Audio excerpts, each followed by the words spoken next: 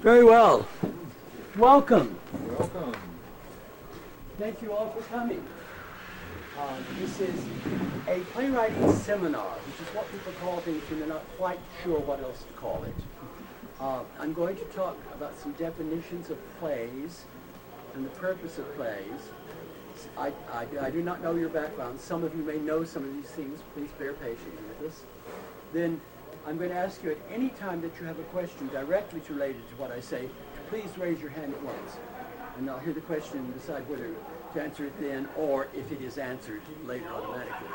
And then after a point, if someone has a watch, provided we go an hour, please tell me when we have done an hour and we'll take a bathroom break. The bathrooms are directly across.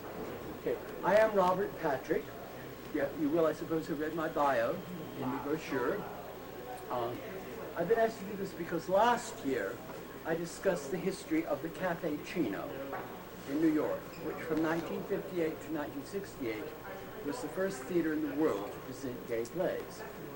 And people were so interested in the specifics of the plays that I talked about.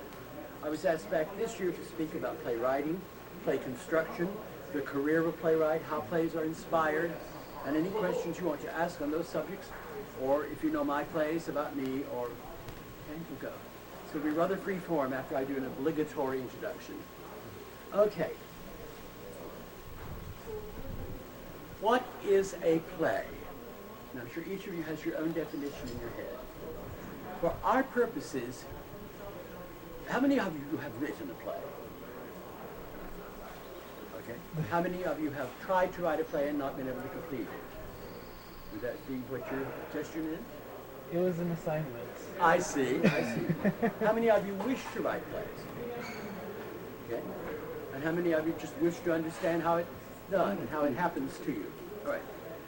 A play is not something you can write for our purposes today. What you can write is a script. Okay?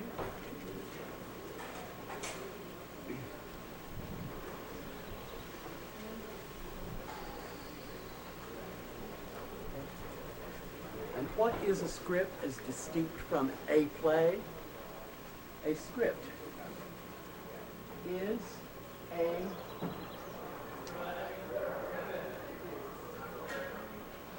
program which a playwright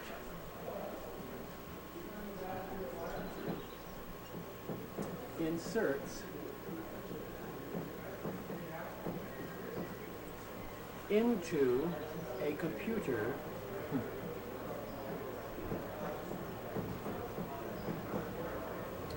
called a theater.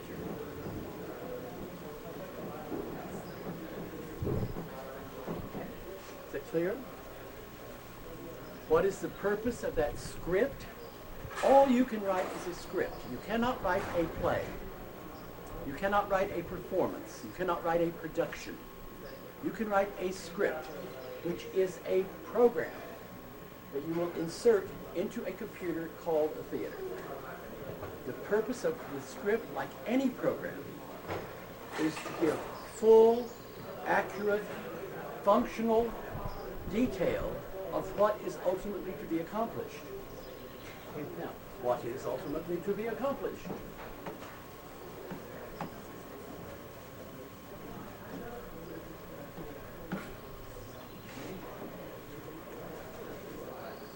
A playwright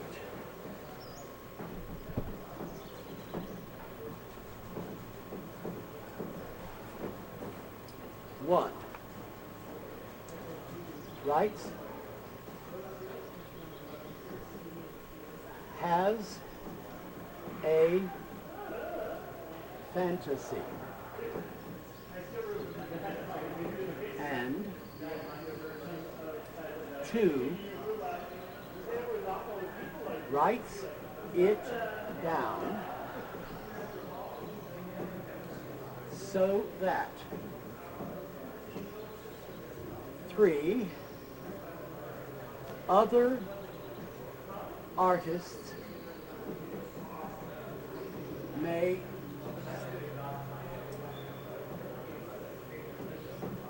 realize it so that for an audience may experience it.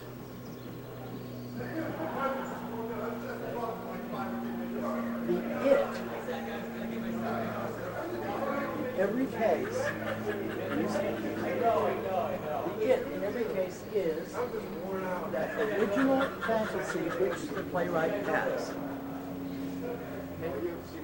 Look at that and see if there's anything that is unclear about it.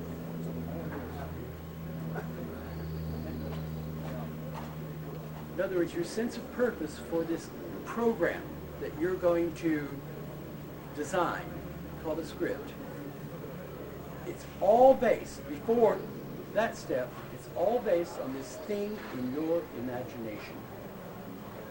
Right? The hardest work for most people who set out to create that program, that script, which will ultimately be realized in a production, is to focus on it. The first problem that most beginning playwrights have is that they are unable to think of the fantasy that's in their head because they are thinking of themselves. They are thinking, can I write? Can I succeed? Do I have any talent? Can I learn to do this? They're not aware of that. They think they're thinking about the play, but all their thoughts are on themselves. You see what I mean? Now, if they can come past that, the next usual largest obstacle is they are thinking of whether it will be liked, approved of, succeed elsewhere. And this is, in a way, almost humorous because the it they are thinking of does not even yet exist. So they are, next obstacle, which often grows out of that one, is they are trying to guess what somebody somewhere will like. This is not usually specific people whom they can call and say, what would you like to see? It's a great abstract they, it, the world, audiences, critics, producers even, if they know anything about theater. And still, they're usually thinking about something which does not yet exist. Because if the players seem to confuse this fantasy they have up in their head with the script, which is what they will have to present to someone. Right? Now, is any of that unfamiliar, or am I leaving out any steps in it? Okay. Those are the major obstacles. The self-obsession, the other obsession, and the abstraction. All about something that doesn't exist. Okay? Has anybody got a next question that seems to grow out of what I've said? No? How about how then does one write a script?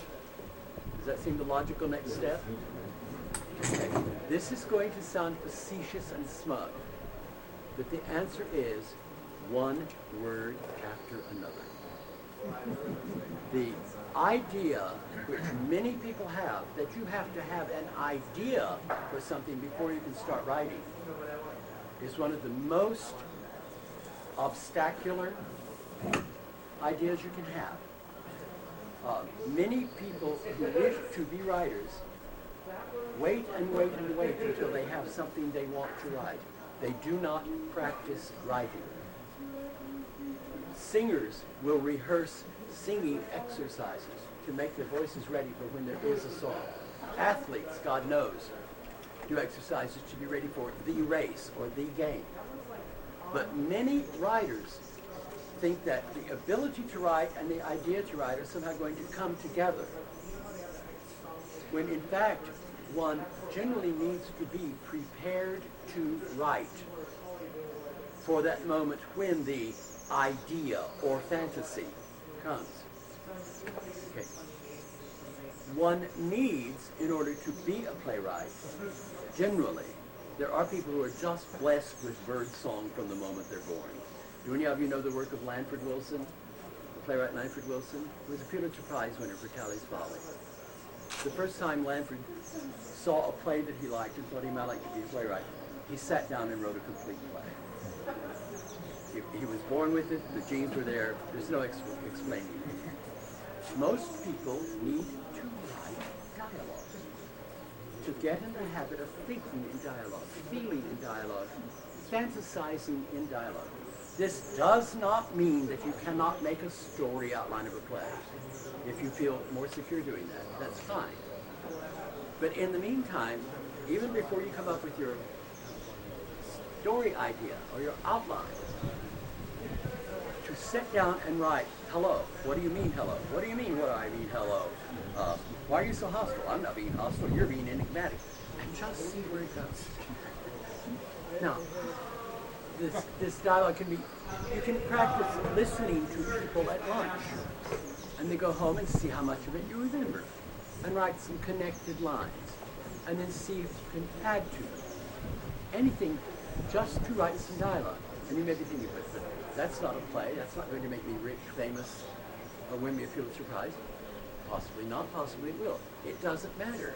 You're learning to think in dialogue rather than prose. In dialogue rather than description. So that when the fantasy comes, you will hear what the people say, which is mostly what you're going to have to offer to these artists who eventually have to realize your fantasy.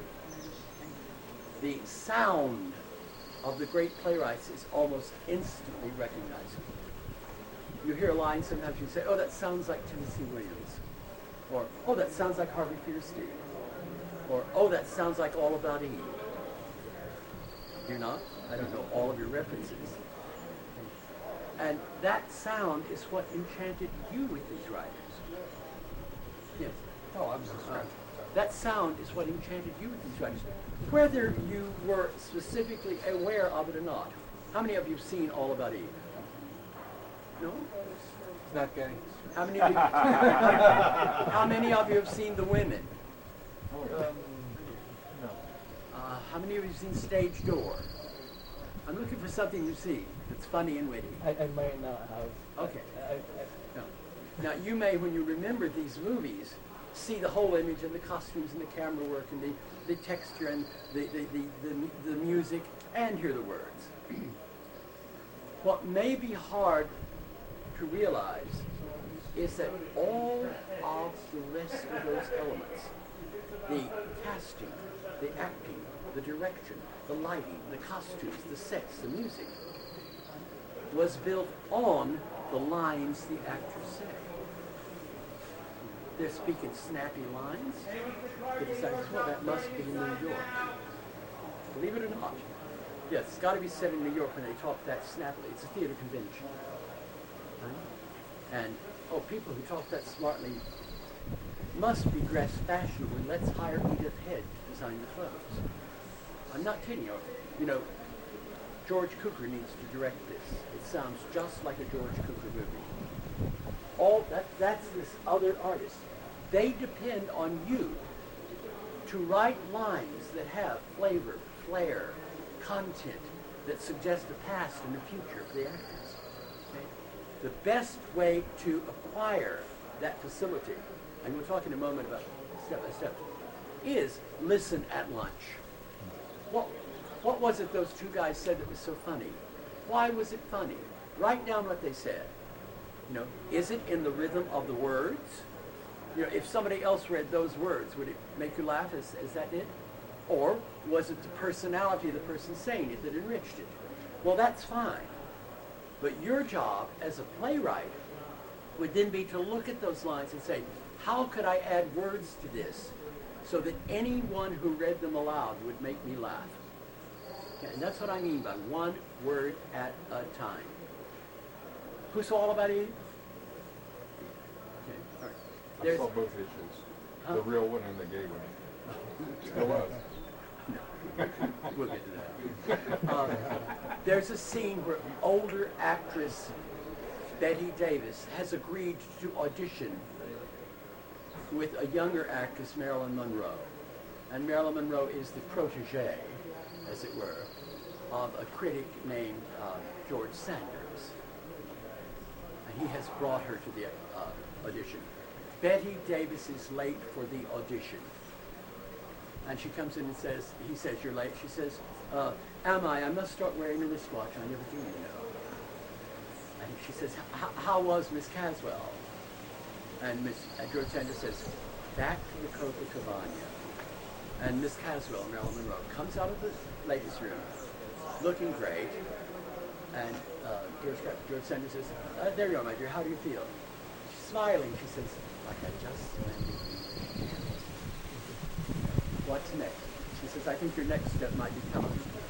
He says, are there auditions in television? That's all television is, my dear, merely auditions. That's practically the whole scene. Okay. Listen to the lines in your head. Your late Miss Caswell's audition already happened. How was she? She's in the ladies, shall we say, room. And then Betty says, he says, you're late. She says, oh, am I? I must start wearing a watch. I never do, you know. Now listen to that line. Am I? I must start wearing a watch. I never do, you know. Now everybody would say, oh, that sounds just like Betty Davis. It doesn't. It wasn't written for Betty Davis. It was written for Claudette Colbert. It was under contract by her own. And how would Claudette Colbert have said it? Probably something like, oh, am I must start wearing a wristwatch. I never do. No, I don't. Claudette Colbert never had for me such a specific style that I could imitate her.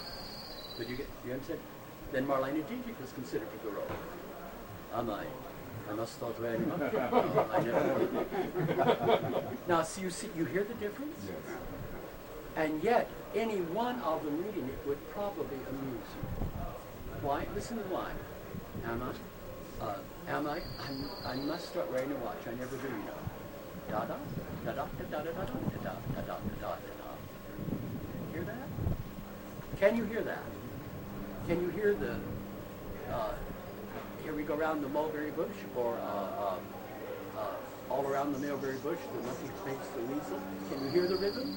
It's a childish, silly rhythm. What kind of woman is Margot Channing, the character? She's a bitch, basically. I mean, very common. Yeah, but what did I just say about the rhythm? Childish. Yeah. Is she a bitch? How many bitchy things did she say in the rhythm? How many bitchy things are said about her? What's the most characteristic thing about Margot? Her ego. She's childish and silly. Watch the movie again. Over and over, people refer to her immaturity. Celeste Holm is much more bitchy in the movie. George Sanders is much more bitchy. You know, no, she's not a bitch. You're thinking that because you saw Betty Davis do it, and she has a personality to suggest it. She doesn't say three bad things about people in the movie. What does she say? Silly things, childish things. And where did the actress find it? Da da da da da da da da da da da da. And see, I hear that as sort of negative and bitchy, but I'm hearing it now through your eyes. Yeah, you may be hearing your memories of Betty. Okay, put it fasten your seatbelts. It's going to be a bumpy night. Da da da dee da da da da dee da da da da. You hear it? There's to all of Margot's lines or all her major speeches, there's a light, lilting tone, except when she gets angry at Addison DeWitt, George Sanders, and Gary Merrill comes to find her because he knows she's hurt, and her lines become strong, long, one syllable words, long, stretched off one syllable words. She's angry, and it's different from anything she says anywhere else. I'm going to about this because I thought most of you would know the film. Yes. So you're saying, in addition to the childish tone, it's also a New York quality too? I was speaking of stage door, although we say door. But yes, we could quote other lines would specifically to any theater company say, oh, this is a New Yorkish type comedy.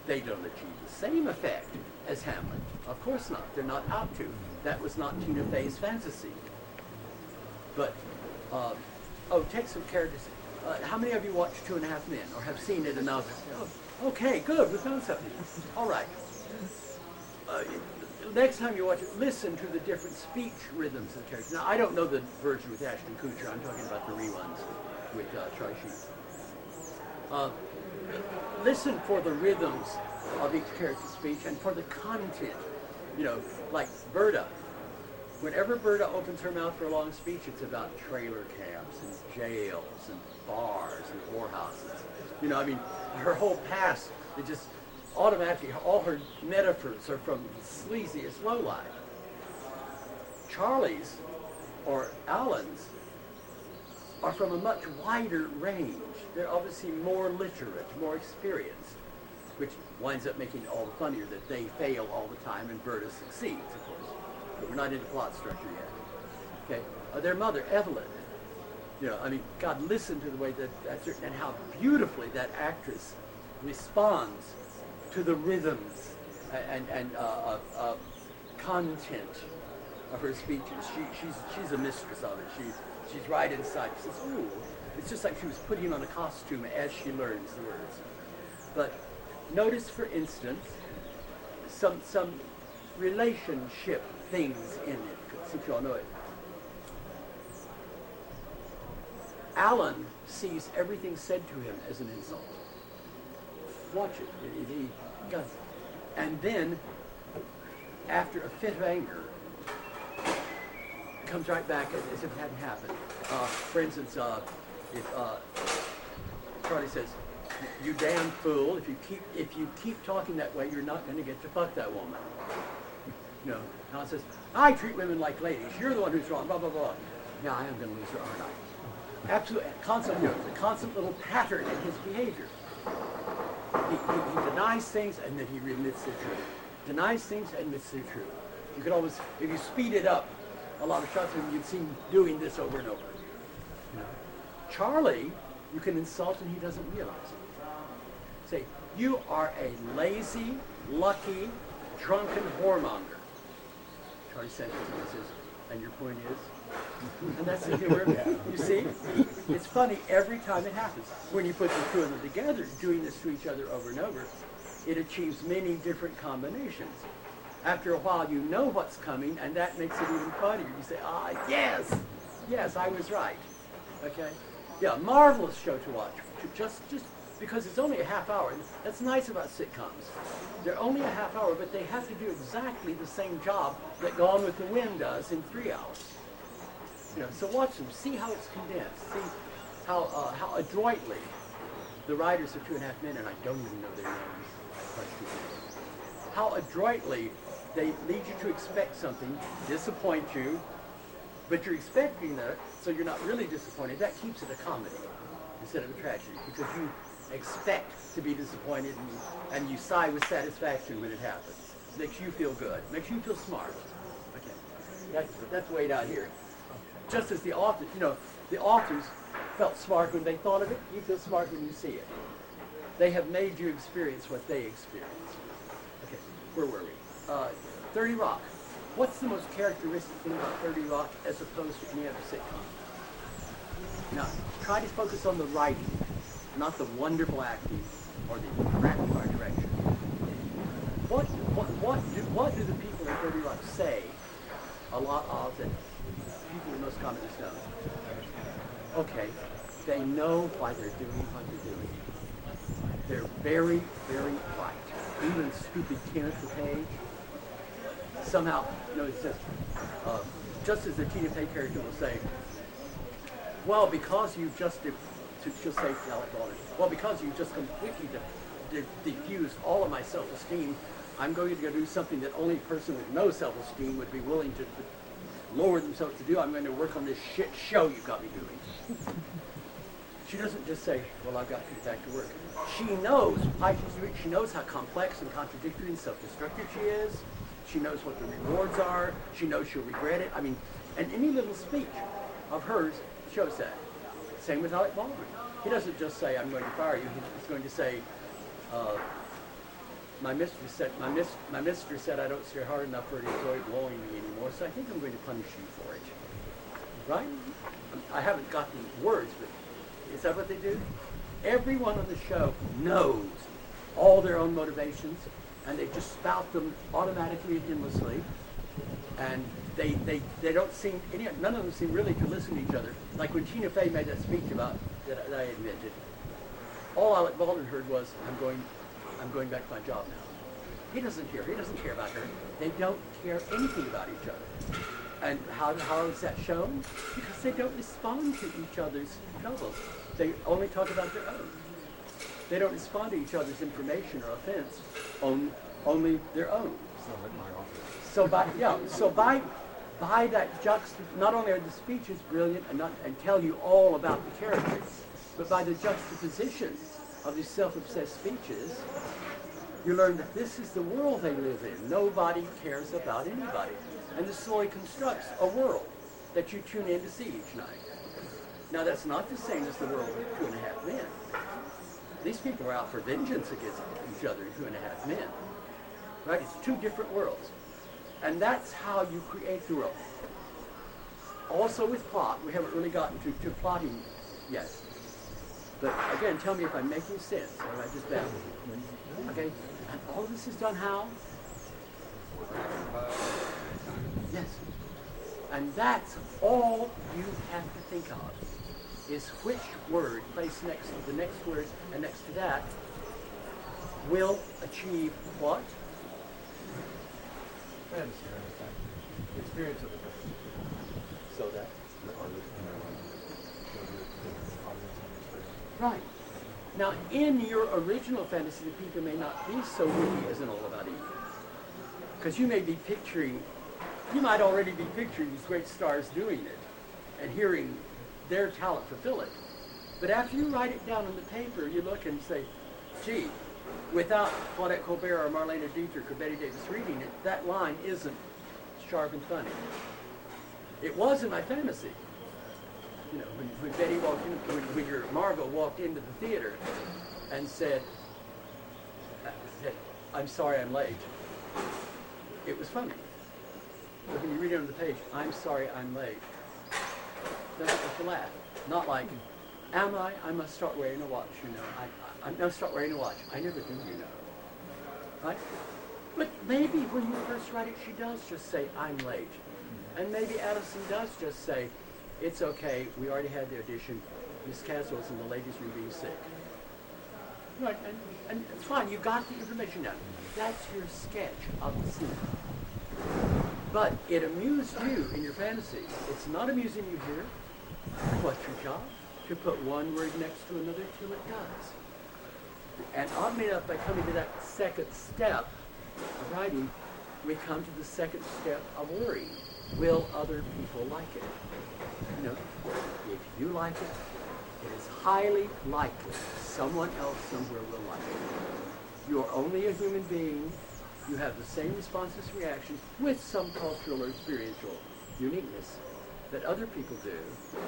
And if you eventually get that line structured to where anytime you read it aloud, you smile or giggle, it is highly likely that it will do it for other people as well. Yes, I saw a hand. Yeah. Talking about writing only the dialogue. What about writing parentheticals, for such as peevishly or hurriedly or? It doesn't hurt. It doesn't hurt. Does it limit the actors? No. But if the line isn't peevish, you're asking the actor to take on another, and if you get an actor who doesn't have that skill, you may be doing yourself out of a moment. Fine, yes, by all means, put down peevishly, lying her teeth off, with an undertone of lust. Yes, by all means, put those in wherever you've got them. And in fact, maybe put in too many of them. Maybe you'll get a stupid reader, someone who's used to reading fiction but not play scripts. Okay. Yes, by all means. While saying this speech, she flounces around the room, and it's hard to tell whether she is in fact angry or whether she simply fancies the way her ballerina skirt swirls when she turns. Sure, you can put all that in, with the scene where Gary Merrill comes and the venomous fishwife scene, because that's what Betty does. she strides about and her skirt swirls, and for all, she might, I actually at that moment have forgotten that and think, like the way the skirt goes. So you can put that in. But if Marlene Dietrich plays it, she ain't wearing a ballerina skirt. So fine, they'll cross that. They usually know to cross out obsessive playwright directions, but it does give them a feeling of what the scene is supposed to be like. The more of it you can put into the words, the dialogue, the better, because they're less likely to cut the dialogue than your stage directions. And plus, if it's important you should flounce like that, get up and flounce and talk and see what it does to the rhythm of your speech. See, and after she has it here, she says, if equity won't or can't stop him, then I know lawyers who will. I could flounce to that. If equity can't or won't do anything about it, I know lawyers who will. Sure, I could flounce to that. Make it easy to obey your stage directions, and you're more likely to get them. But put it in the dialogue wherever possible. Any questions? Are you saying it's sort of better to overwrite and then edit out? This is an age-old question. Nowadays, when many people who read plays for theater will not know any plays before this week's, will not appreciate perhaps the beauty of the poetry of spoken dialogue. It might be better to underwrite for them. In other words, I can't really tell you. It depends on the situation. You're talking about getting plays accepted or getting them produced, or getting them done right when they're done. Well, I know you're going to say they're never done right, but I think sort of edging towards getting them produced. Okay, this is another world entirely, of course, because I suppose in between this and the artist realizing it is some dude at a desk liking it. And your best, if you have the time and the resources to do it, if you check what theaters, or what plays the person to whom you're contemplating sending your script has done, and read down the list and see if there's anything they have in common to let you know whether your script is anywhere near their taste. Nowadays, so many places have committees of play readers that you'll find they do a bewildering variety of plays. I get to choose this one, you get to choose that one. It's very, very difficult. And often, if you look at all the plays the theater has done and say, okay, I know what they like, you then discover that theater doesn't actually produce, that it's a rental house, and all of those plays were done there just because somebody rented the theater. It is very, very, very hard, and I wouldn't for the world want to underestimate how hard it is. People send out scripts, brilliant scripts, that have been produced and made $1 million, were refused by 100 theaters before. Because it has nothing to do with anything except the intelligence, taste, experience, and ability of the person who's going to read it. It's like J.K. Rowling was turned down how many times for her? The getting a play produced now is something that I retired from theater 30 years ago. But I know from the playwrights I know how very hard it is. I receive news of hundreds of plays each week, of course. We all do on Facebook, right? And how those plays got produced and this one didn't, I don't know, and it would take incredible research to find out. I would say if you have any playwrights groups in your area, or if you want to join some playwrights groups online, they may very often have advice, they may have contacts, they may have statements from theaters of what they're looking for. But this is getting far away from your technical question of whether one should overwrite. In general, it would be better to slightly overwrite and be clear and rich so that the reader's imagination, because it is hard to read dialogue, and for a lot of people, they have trouble reading dialogue on a page and seeing it up on its feet. And that's what your stage directions can do, is, say,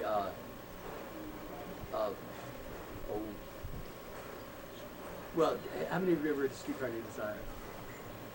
Okay, I mean read it, not seen it, read it. Okay.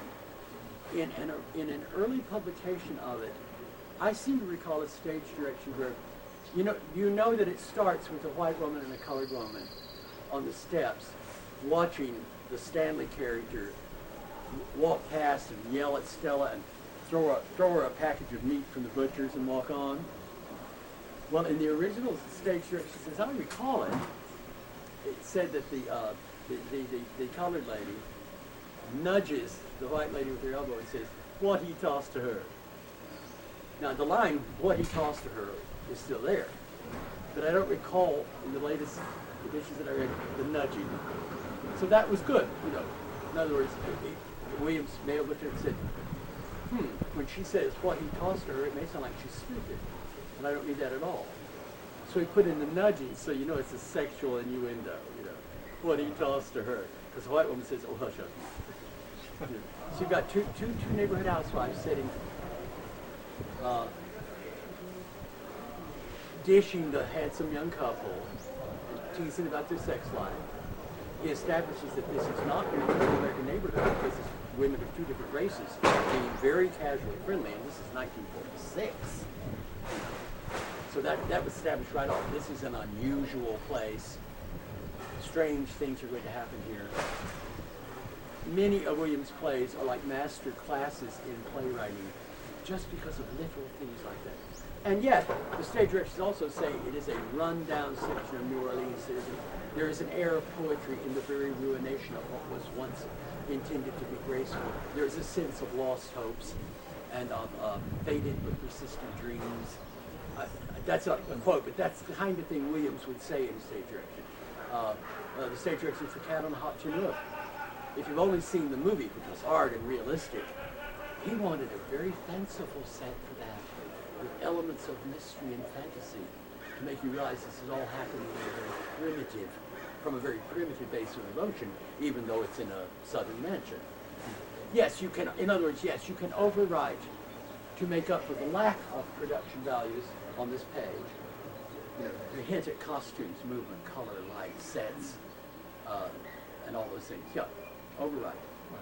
But even then, after you've done that, go back and see how much of it you can get in the dialogue.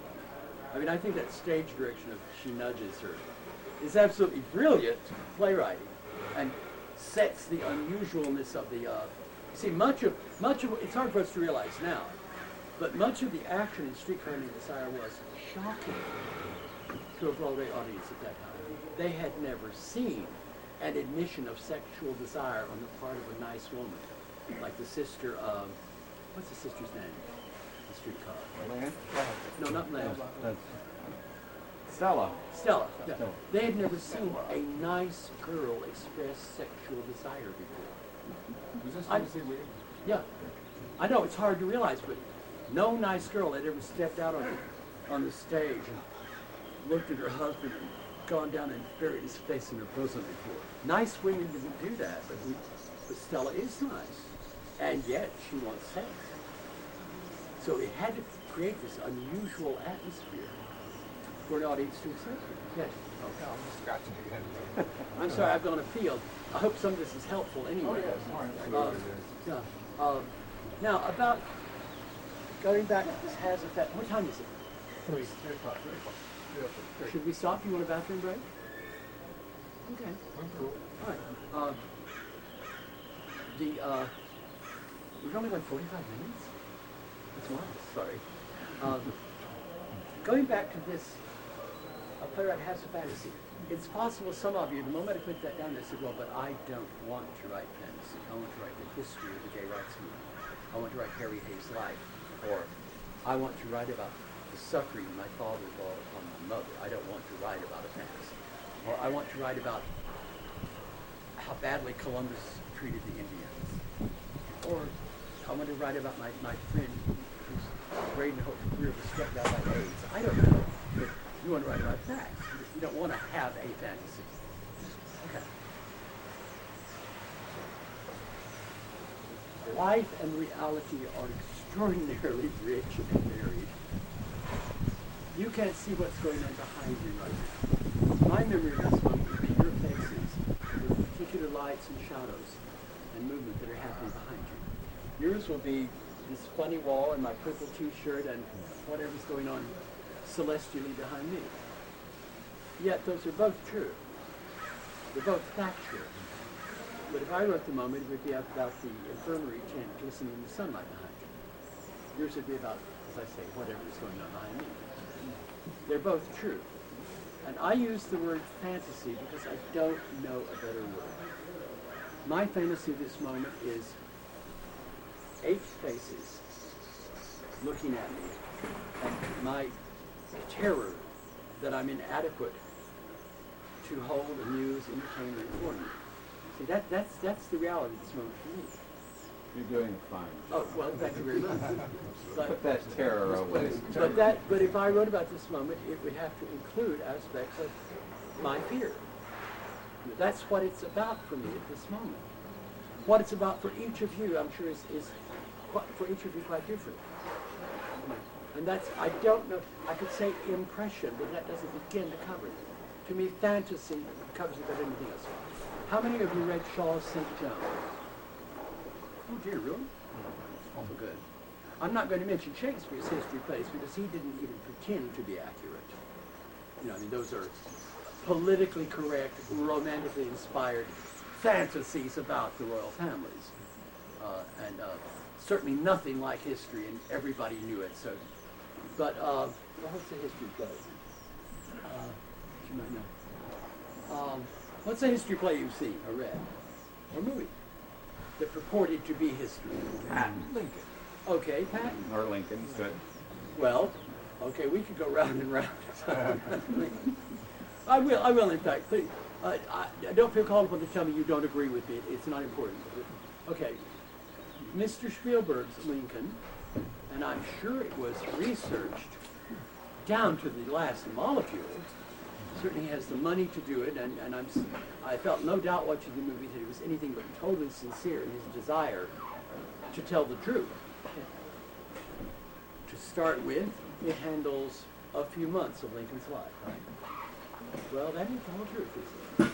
So right away, the personality and concerns and beliefs and philosophy of Mr. Spielberg set a limit here that is not natural. Life went on there and it goes on after. So that mere limit that you set on what part of the truth you're going to tell begins to tell us about your fantasy. Now, apparently, to Mr. Spielberg, Lincoln's freeing of the slaves was the important event, because everything, no matter how scattered it might seem, centers around that event, the freeing of the slaves. In fact, I thought Lincoln's death in the movie was a really boring, unnecessary epilogue, because the movie had ended. You could feel a whole build of triumph up to the moment when the proclamation, or when the Emancipation. when the amendment in 13 was passed, right? And then he goes to the theater and gets shot.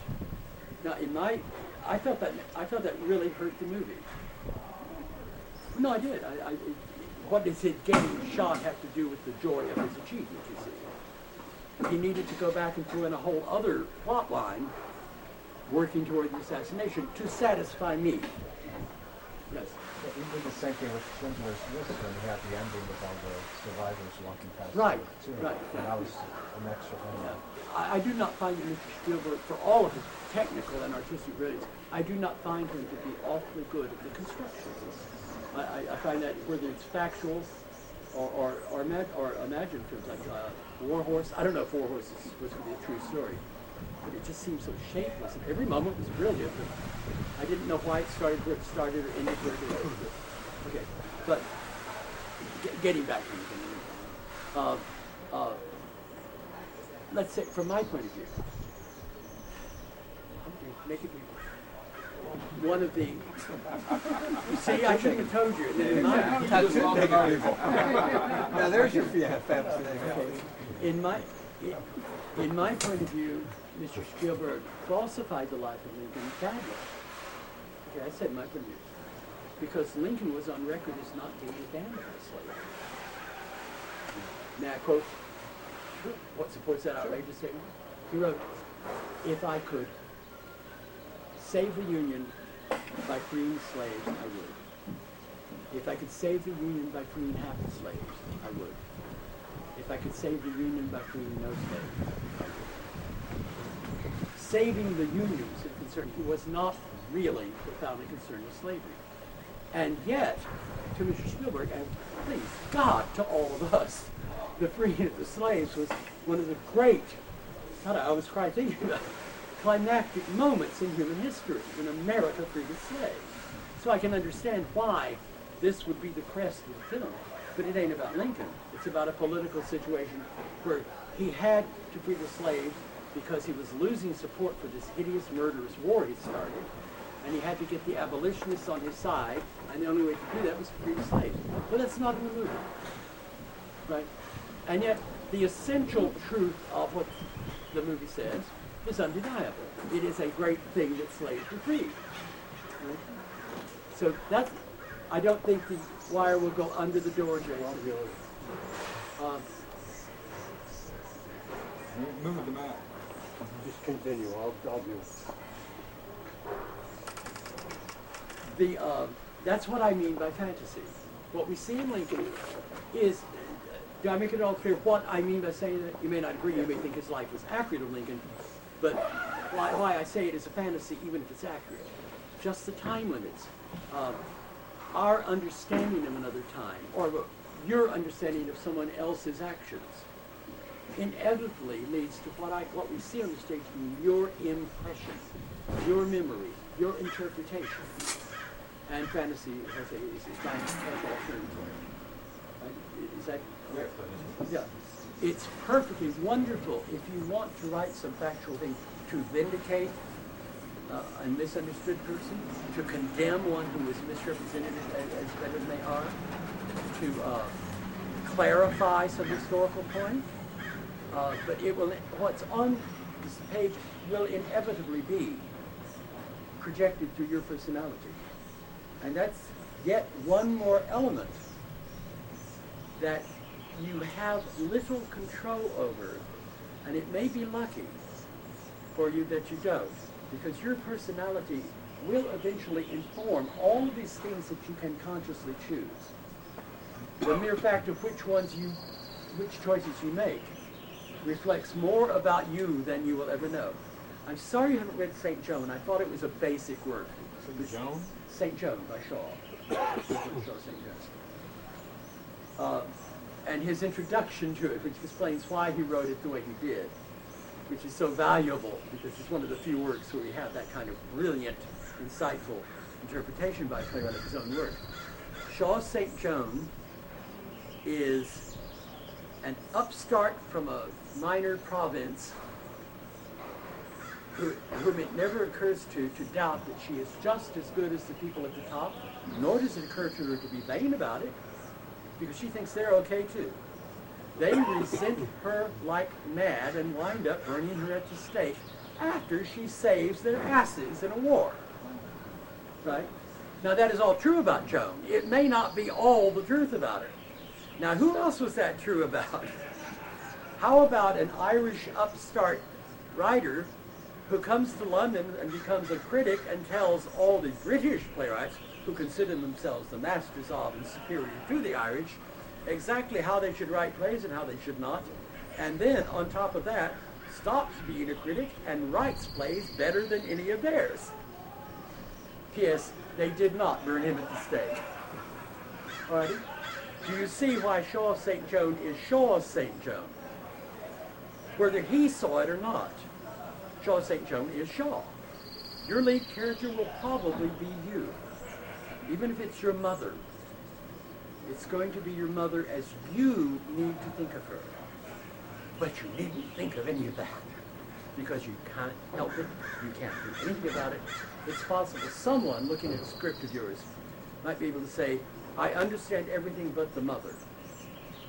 And you start explaining about your mother and you say, well, that's not here.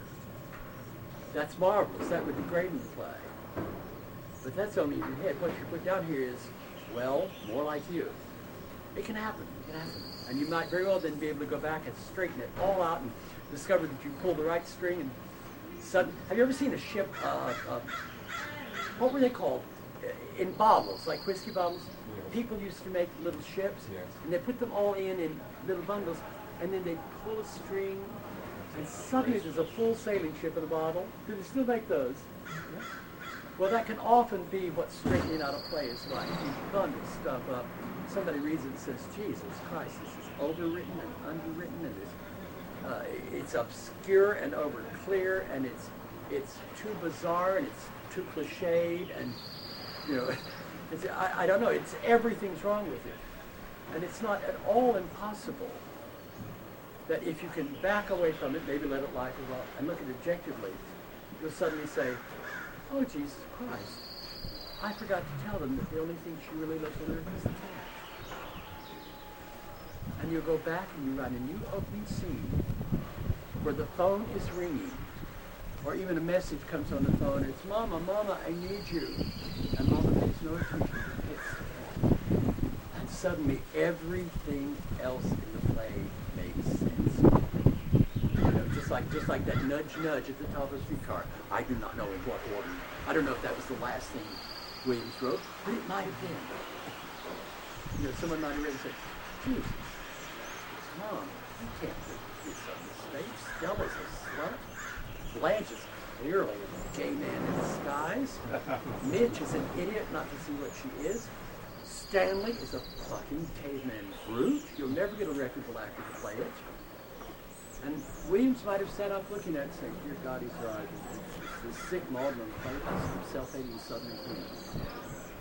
You might say, but what if we laugh? What if there was a giggle at just how extreme it is? And he might, at that moment, have written, Stanley comes in, reeking of his maleness, throws a bloody paper package in the air and says, here's Stella catch. He says, what is it? Meat. I'll see you later. You better come back early. You won't have dinner. Those aren't quotes, but that's what they say.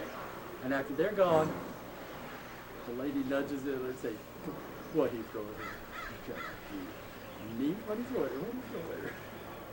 And suddenly the entire play became lighthearted and fantastic and like a musical instead of a play. You know, Williams, if you read any Williams, you might be aware that they're almost like musicals. They lilt along and then they'll come to a scene. You know how in a musical the townsfolk will be walking along and saying hello to each other, and then somebody will step out and look around and say, it's a typical day. Right? It has come, they created something that comes to that moment, and it feels very satisfying to have it expanded into music. Well, look at Williams' plays. They're like that. They go along and lilt along, and then suddenly there's a scene between the two sisters who haven't seen each other, and it's very like a song and dance scene. Or that brilliant scene where Stanley is looking through Blanche's trust, and she flirts with him, and he finally winds up saying, all right, let's cut out the rebop. Well, the moment he says, let's cut out the rebop, it's exactly as if he had sung it. You know, they're talking back and forth, and suddenly comes this, bop, bop, bop, bop, bop, bop, bop. And it's like a number out of West Side Story. He says, you come in here swishing like a queen, criticizing me. Doesn't it sound like music? Bit up, bit up. That could be a number, a duet between Blanche and Stanley. A playwriting teacher I knew always asked his, a musical comedy playwriting teacher that I knew, always asked his class first week, he said, you almost return in desire. I said, yeah. He said, okay, here's a scene after Blanche has fought with Stanley, and Stella goes back to him, and Blanche is feeling all alone, and then Mitch comes up to woo her. He says, okay, after Stella and Stanley have gone off, and before Mitch comes to woo her, write a song for Blanche. And he said nobody was ever able to write anything satisfactory, and the reason he did that was to show them not every moment can be expressed musically. But I think he's wrong, but that doesn't matter. There aren't, most of the peak moments in that show are like music. Look at musicals. If you feel that your plays are too prosaic, you know, that the characters come in and saying, I'm sorry, I'm late for rehearsal. Well, you usually are. Anyway, she's sick, she didn't get it. You know, if you feel they're saying that instead of talking like All About Eve, then look at some musicals, not just the numbers. Watch it as a play and see what makes that moment blossom into, I'm the greatest star, right? She could have just said, I'll show them, and gone off. That'd be pretty strong. Boom, boom, boom. You know, but they chose to make it. Look at your play. Are you using, are you employing, are you letting yourself flower in those almost musical moments? Are you letting the characters go? Are you letting them show more about themselves? Are you letting them get a little bigger than life so that they'll seem as rich, so we'll feel we're closer to them and seeing real life? Please ask questions. I feel I'm just blithering here. Yeah. So you must have specific What questions. had the streetcar named Bizarre when it first showed? What was the original phrase? It's probably on Thank stage, right? God. Probably on stage, right? It was post-war, yeah. Yeah. It was post-war. Thank God. Probably I'm post-war. sure there were some critics here and there who said, well, this is a dirty show and it's obviously written by homosexual. But by and large, it was, Tennessee Williams is here and how have we lived without him? Yeah, replication. Yeah, he's the man, I always call him the man who taught our stage to sing again. Not that there weren't, I mean, not that Eugene O'Neill was not a great playwright, but boy, read some Eugene O'Neill and then read Streetcar. And everybody had been writing like O'Neill. Realistic plotting. Not that it's not great music, but it's slow music like Reed. Is that the right composer? Slow, dirgy music. Great music that's slow and heavy and dirgy. That's, I mean, you watch, oh, help me with O'Neill. Who's the title? Long Voyage Home. Long Day's Journey into Long, Night. oh, of course, that's the exception. that's the song. How many of you read Long Day's Journey into Night? Oh, I knew you. Especially if you've read other O'Neills, most of which is sort of solid, good. His parents were actors. He knew theater. He knew 19th century melodrama backwards and forwards. He'd been brought up by it. He was terribly influenced by it. His plays have way too much exposition. You know, they take way too long telling you about the characters, and then the characters talk a great deal too much to each other before any action happens. And the action is always, most of the time, except in All Wilderness, is incredibly depressing. It just proves that life is awful and you might as well die of drink as quick as you can. And then comes Long Day's Journey. Was that produced after his day?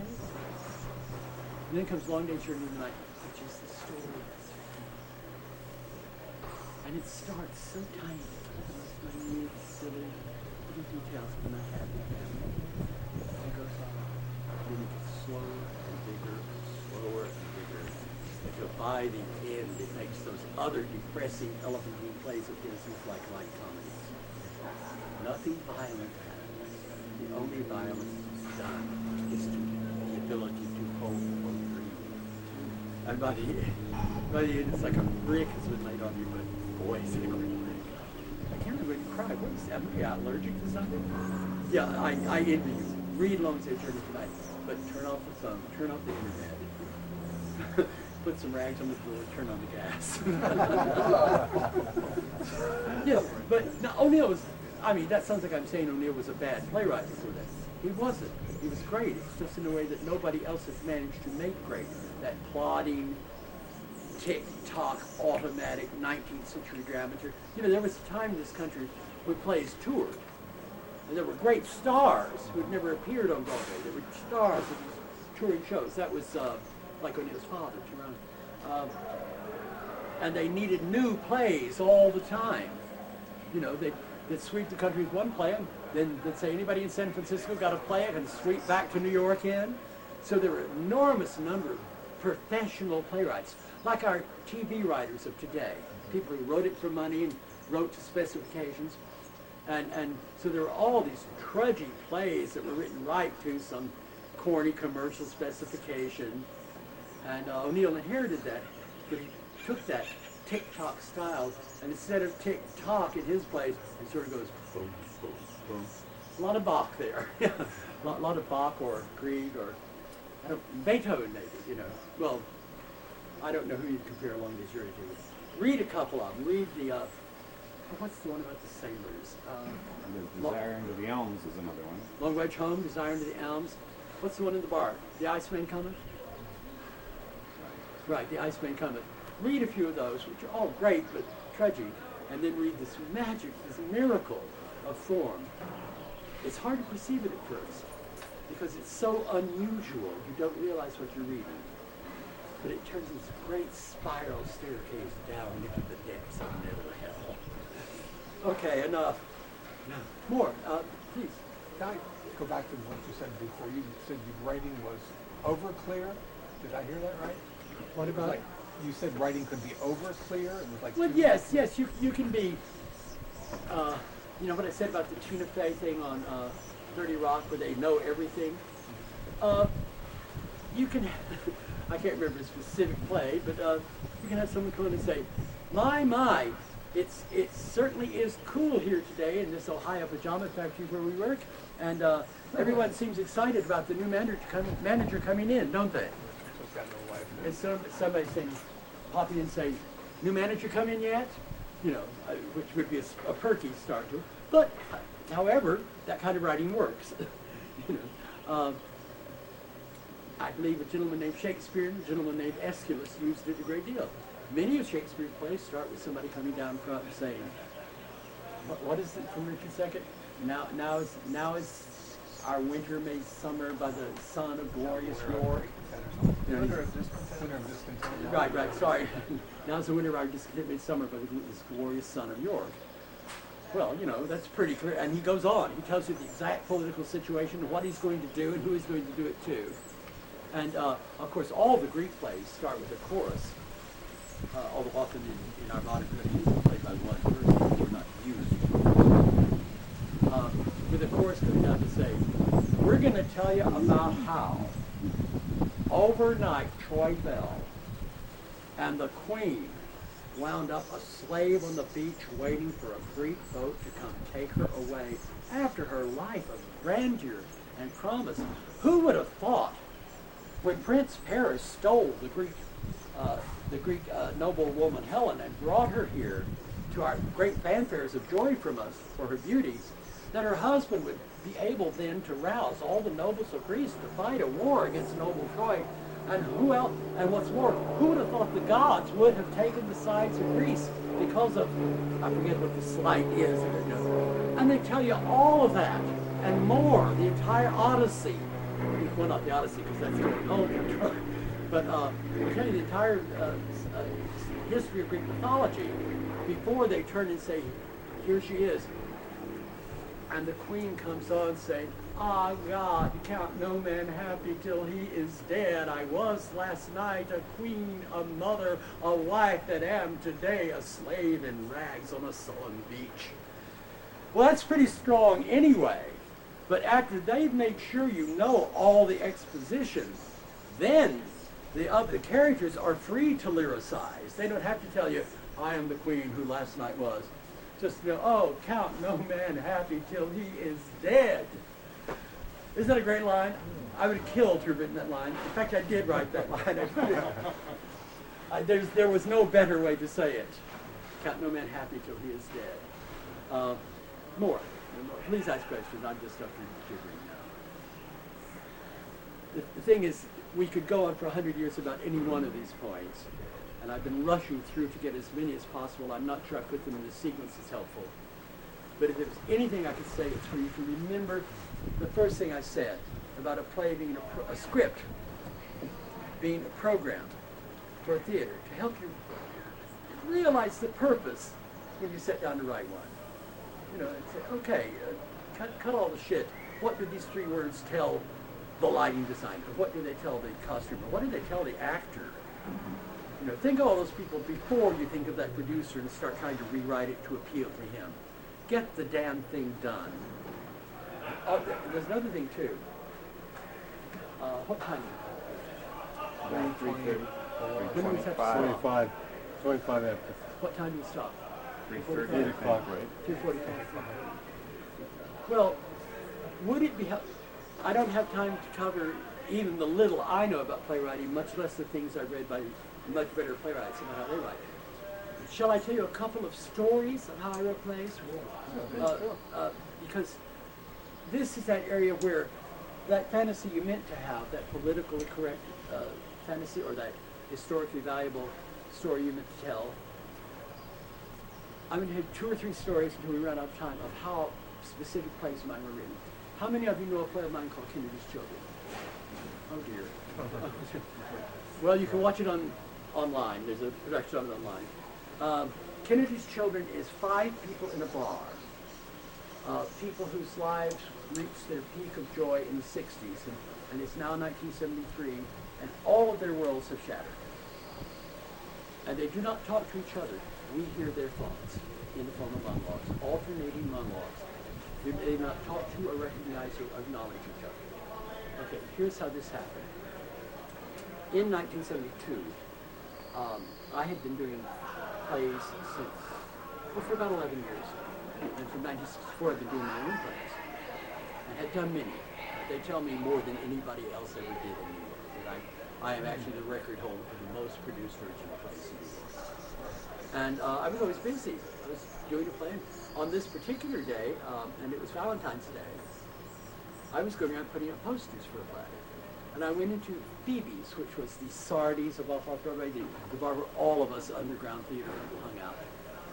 And it was afternoon and not much business, but I came showed a poster, sure, Bob, and Jamie. And I sat down to have a Coke, and I looked around and I suddenly realized that in the gloom there were some people I knew.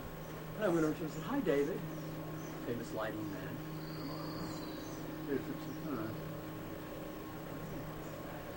And somebody else I talked to, they were similarly distracted. So I sat down and watched them. There were other people I didn't know. It was afternoon in a bar. And I watched them.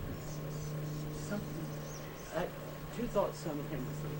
One was, why are these people who were my inspiration and model in my life of art, why are they sitting in a bar in the afternoon? That wasn't characteristic of us at all. And maybe this change had come about without my noticing it, because I was always still like the kid who hit New York in 1961, the temple slave of off-Broadway. And never thought about it. What are they doing? Because the more I watched, the more I realized they weren't just sitting there. A lot was happening. Or they might do no more than just this, shove a drink around, or suddenly sign, look away, God, there's a great deal going on inside each of these people. And it fascinated me. They're doing nothing, and yet they're expressing everything. And I sat there, and I guess the playwriting part of my mind had started working without my knowing it.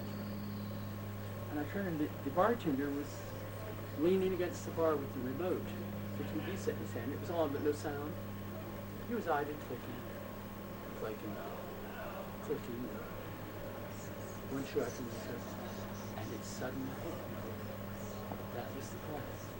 Clicking, clicking, clicking, back and forth between what was going on. And I went home and wrote Kennedy's Children. I had not even been thinking of writing a play. Certainly hadn't even thought of writing a play about the failure of the ideals of the 60s, because I was still going, And yet, just all of that. Now, I understand I had been at that time for 8 years in the habit of thinking in plays, in dialogue. I mean, my mind had become, I didn't write novels, I didn't write poems, I wrote plays. Everything, came to me, how could I put it on stage? Okay, so that was one. Did you write yourself into that play? Your observation of what was going on? There's a character, a teacher of retarded children named Wanda, in it, part of whose history is mine. I've never told you about that before, but yeah, Wanda is a great deal of me. I know all the people who play intimately. Oh yes, sometimes combinations of a couple of people. But of course. But yes, Wanda is more or less me. Then I have a play called Michelangelo's Models. Now I'm telling you these bizarre stories to show you that it might not always be your first idea that gets on, and that's okay. You can go back and write it some other time. If something takes hold of you that's more interesting to you. See, I skipped a whole step. People who say they don't have an idea for a play. The fact is, and I'm not even going to ask you to confirm this, you have in your head 24 hours a day at least one story going, which you tell your father what you really think of him, and which your boss finds out you stole from him and forgives you, in which you assassinate some evil world leader, in which you take over and become an evil world leader. And it's going, and what's more, it's in dialogue. I'm sorry. I know it. I know that about you. These stories, good, bad, indifferent, happy, sad, false, true, are going in your head all the time. If you want to start learning to write dialogue, and nothing else satisfies you, nothing else actually gets you to sit in that chair and turn everything off and start writing, write one of those stories. Nobody has to see it. Right. Listen to that dialogue. It's been going on in your brain, and you've been refining it. You've been rewriting it, revising it your whole life. You've gone back again and said, no, I should have said, or no, what I'd really like to say in that moment. They're in there, and I'm not going to ask you about them. And nobody has to see them. And if you do write them down in their exciting theater, you can always change the names to Caesar and Cleopatra. I don't think Shakespeare didn't do exactly that. Now, where was it? Oh, yeah, I was going to, so I'm telling you these things that deflect one from one's intention, but turn out to be okay. I had done a lot of big plays in a row, and it's pretty exhausting. So I thought I'd write some simple little thing. And I'd been reading a whole lot about Renaissance art. So I thought, Michelangelo's Models is a nice title. See, legend tells us Michelangelo used no models. So I thought it would be fun. Well, if he had, what would his relationship with them have been? So I was going to write 3 little short scenes, like 3 panels of a Renaissance triptych, in which Michelangelo is painting or sculpting somebody. I told you, 3 boys. And one would be a whore, and one would be a prince, and one would be a peasant. And hopefully we'd learn a little about it. Yes? I saw that play and I really enjoyed Oh, it. where? Rose Theater in Venice. Yes, they were lovely things. There's a production of 1981 videotape on YouTube. So I was going to write 3 little panels, just give my company a rest and use 2 or 3 others. And I sat down and I started the scene between Michelangelo and the whorish model. The model came out and said, we hear a slap off stage. And the model comes on and says, no, Michelangelo, no. I said no and I meant no. I didn't come here tonight to pose. And Michelangelo came on, as I expected, and said, well, until the Pope puts me to work, God knows I'm free. What did you come here for? And then to my great surprise, the whore turned and said, I come here because you said there was going to be a party. What? And I said, well, what would Michelangelo say next? And I had the whore say, is they really going to be other people here? And he said, well, of course, Leonardo's coming, and Simonetto, you love Simonetto. And I said, why? I had no idea where this was coming from. And I only kept writing it to find out. And the next thing I knew, I had what most people regard as my best play. And it's got Raphael in it, it's got Botticelli, it's got the Pope. It's got Tommaso Cavalieri, for God's sake. And with no intention of mine whatsoever. Just I'd read all the stuff. But when I looked at it after I'd finished it, or after it had finished with me, I thought, dear God, it's the Cafe Chino.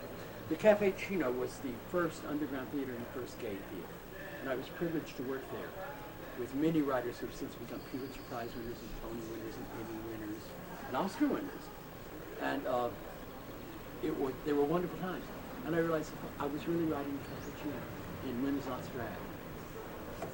That somehow this memory, which I'd never had come up in me, and in the guise of Michelangelo and Botticelli and Leonardo da Vinci and Raphael. So, do you understand what I'm saying? It's just, yes. You bring up an interesting point, and so I have a question for you. Okay. I'm going to sound like Harlan Harrison, who used to have a great NPR series where he interviewed writers, and he asked the exact same question each one of them. And one of the questions was, do you write?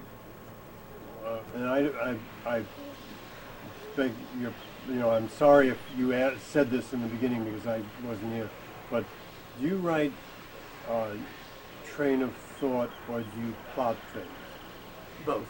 Good. I realized when I wrote my novel, I couldn't wait till the next time I wrote to find out what was going to happen because there is I really was the first reader of this thing as it came out on the page.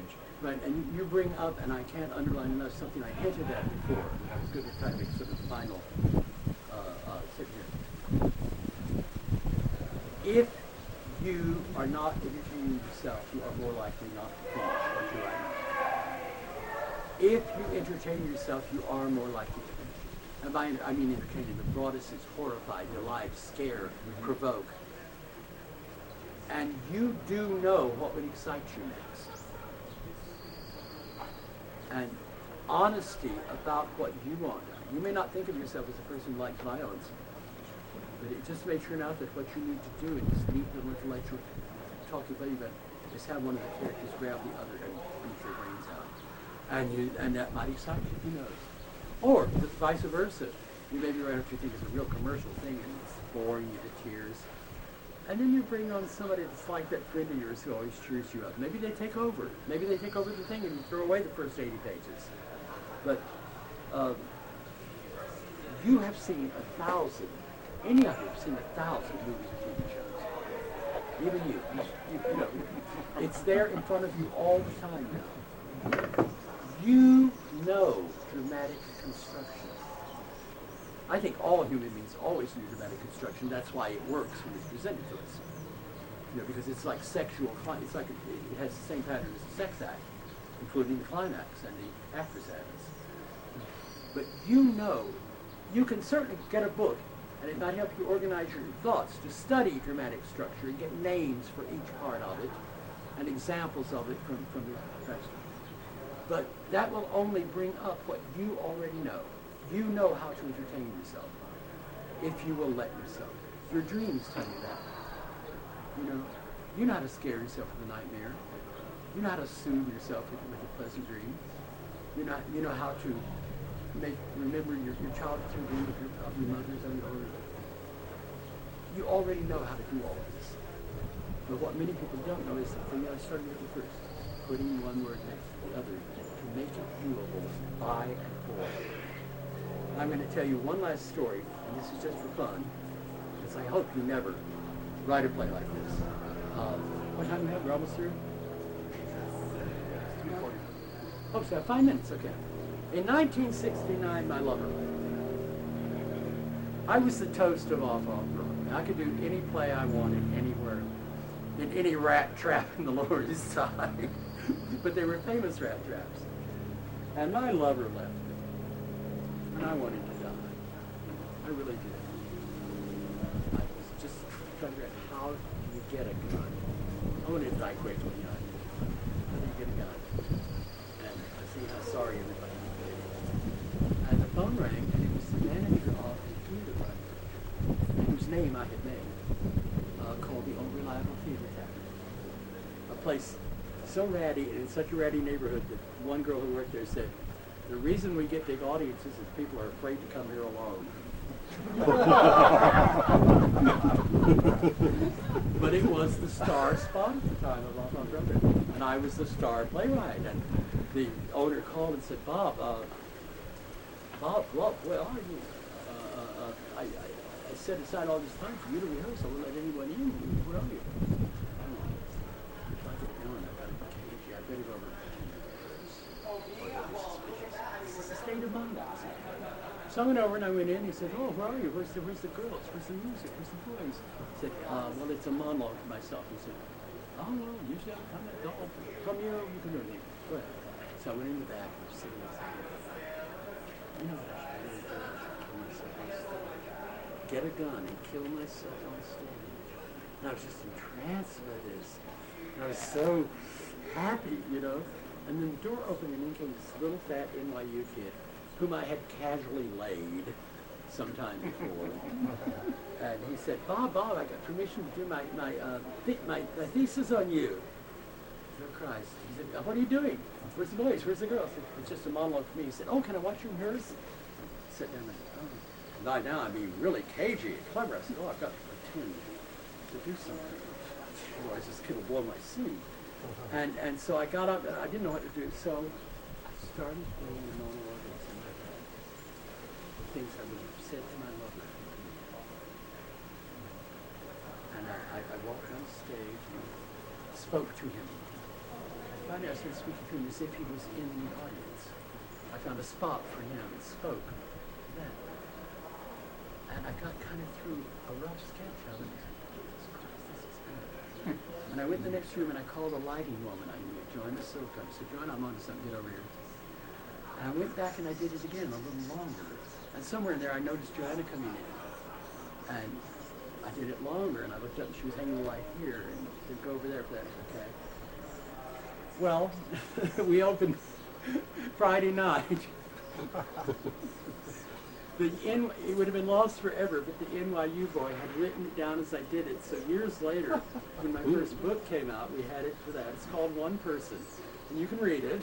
It's in a book called Robert Patrick's Cheap Theatrics. And I don't know anyone who ever disagreed when I said it was one of my very, very best one-acts. And I forgot about killing myself. As a P.S., and this has nothing to do with dramaturgy, my lover came opening night. And afterwards, when I came out, he was waiting there. He said, come on home. And Bill Hoffman, who wrote As Is, you know, As Is the AIDS play, my friend Bill Hoffman was there with his lover, Bobby Capera. And Bobby came over before I went off with my lover. He said, Bob, you've written the first love poem in English that worked. And I hope that you do too. Thank you very much. I hope this has been of some value. If any of you, there's my yellow program.